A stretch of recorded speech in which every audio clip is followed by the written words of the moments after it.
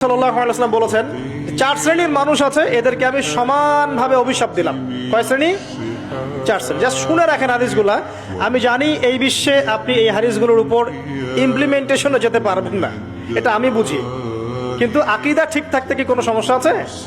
একটা মানুষ পাপ করে, জেনে করে যে হ্যাঁ আমি জানি এই কাজটা খারাপ, ঠিক আছে।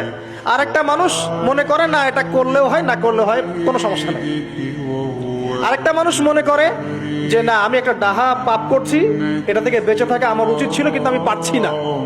আর একজন পাপ করছে যে আমি মানি না এসব বিধান টিধান, যা ভালো মনে হবে দুনিয়ার জন্য করব। এরা কি সবাই সমান?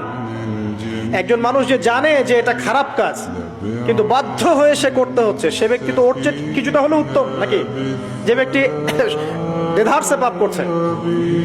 আচ্ছা, ওই যে এক ছেলে বলেছিল আমাদেরকে মেসেজ করে যে আমি একটা মেয়েকে খুব ভালোবাসি হুজুর, তাকে বিয়ে করতে চাই, এখন ওই মেয়ের বাসার লোকজন রাজি হচ্ছে না। এই ছেলের মধ্যে হারাম অ্যাফেয়ার্স আছে ঠিকই, কিন্তু সে তাকে বিয়ে করতে চায়, ওটা হালাল করতে চায়। আর এক ছেলে মেসেজ করছে, সে বলছে যে আমি এরকম জেনায় লিপ্ত ছিলাম, এখন আমি কি করব? আমি কি ওগুলো ছেড়ে দিয়ে ফিরে আসব, নাকি আমি ওই মেয়ের সাথেই জেনা অব্যাহত রাখবো?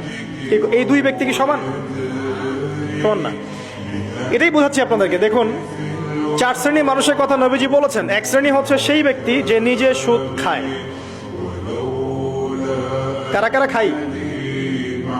এবার হাত উঠান, কারা কারা খান? আলহামদুলিল্লাহ। দ্বিতীয় শ্রেণী যারা খায় না কিন্তু মানুষকে দেয়। এবার দেন কারা কারা? আচ্ছা।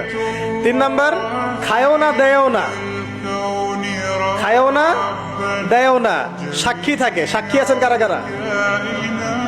সাক্ষী অনেক